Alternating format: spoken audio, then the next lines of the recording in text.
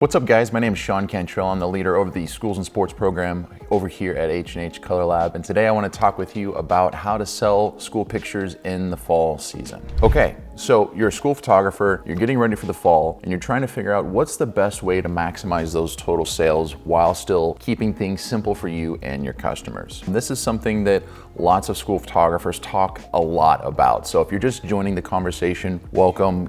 Strap up, it's gonna be a long conversation. And there's lots of opinions on what is best practice on how to sell and how to market, and is it better to maximize my sales in a short period amount of time, or is it better to spread it out over the course of the entire year? Those are decisions you need to decide on your own on how you wanna run your business. When I talk with a lot of folks over that are customers of H&H Color Lab, what we like to do is we like to help you focus on maximizing your total sales in the shortest period of time. And so what that typically looks like is you're going to have some sort of pre-sale opportunity or prepay before picture day, and this could be a flyer or online, and what we recommend really is to do a combination of both that work in together, and then process those photos, get those delivered, and then run another sale after the fact. This is a great way to pick up another 10-15%.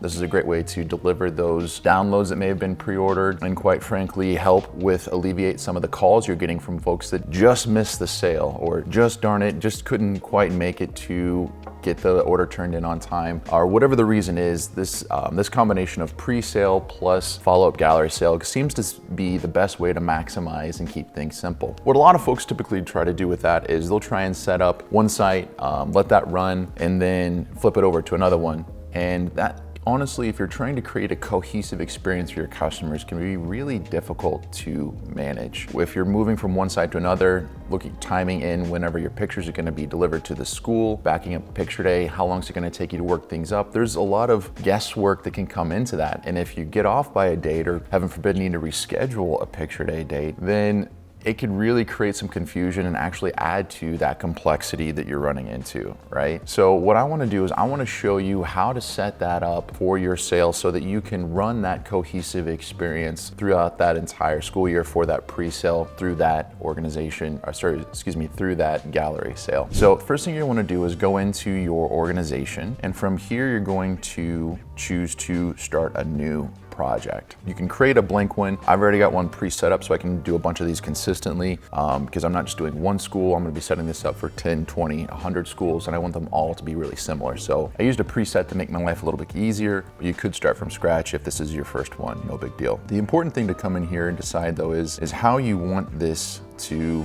look. And so what I've got is I've got some different ways of selling set up here depending on the type of photography I'm doing. I'm gonna come in and I'm gonna choose one that makes the most sense for this type of photography. So I've got this pre-sale. You can look at this timeline I've got here in front of me. We've got a pre-sale running.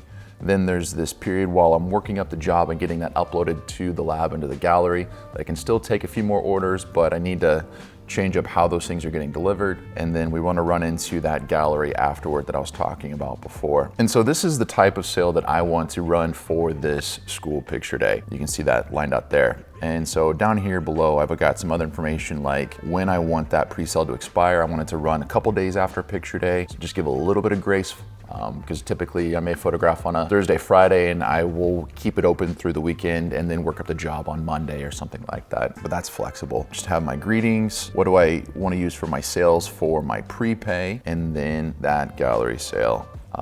What my marketing is going to be used, all those details are running in there. I like that. Actually, I don't like that greeting. So what I'm going to do is I'm going to go off script here. We're going to do one from scratch. Hang with me here. So we're gonna go to create the name of the project. Let's call this SCA Fall 2026 School Pictures. Very original. Now let's pump in a URL, keep it short and sweet so that it makes sense for customers if they're typing that in. Typically, they're not always gonna type in the URL, but whenever they land on that page, you want it to look legitimate, right? What type of project is this? This is an elementary school that I'm gonna be photographing, and there's about, I think they said 300 kids there. And really what this is just for planning and for making sure that we can track our sales well. And now here's where I was jumping into that journey. And if you're new to journeys, what this is think of this as what is the customer experience you want for them and how they're going to experience their picture day ordering opportunities. So we've got this journey A, B, C, D, E. I really do like A. Like I said, this is that pre-sale and gallery sale combo that I'm trying to use here. So I'm gonna choose that one. And if you don't like it, obviously you can change to this one or another option down below. Just kind of keep scrolling through. If you're not sure what you like there, you can click to learn more and get some more details. But I'm gonna keep moving forward here with this journey A. Hit continue. Now from here, we wanna plug in, obviously the most important thing is when is picture day. So picture day is going to be on Tuesday the 16th of September, and publish date, meaning when's the earliest they can start ordering. Honestly, if they want to start ordering today, I would stop them. But more realistically, you're going to be running this pre-sale, a couple weeks before picture days, really when you want to kick things off. So let's do that here. All right, and then expire. When is the last day? That's this marker right here. When is that last time they can order pictures? I like to keep, what I hear folks do more often, what I like to recommend is that you want to keep that sale open, that gallery open through the end of the school year. And what this does is this allows anybody that forgets to download an order, if you're going to be running any holiday, Mother's Day, Father's Day type of marketing, you can include this in that journey, but it just keeps that open through that period of time. So I'm just going to choose that here. Let's say I'm going to end it May 31st. Why not? Now is the time where I'm going to choose my price list. So what is the packages and products are going to be available for that pre-sale? So I'm going to choose the prepay price list I already created. Then I'm going to, for the late prepay, use that mail to home. And basically what this is I'm offering the same products and packages, but now I've added a $5 shipping fee, and I'm saying I need to collect the shipping addresses because these orders are going to be mailed directly to the home instead of delivered to the school like the folks that ordered before picture day, those good kids. So again, another incentive to order before picture day is avoid shipping costs.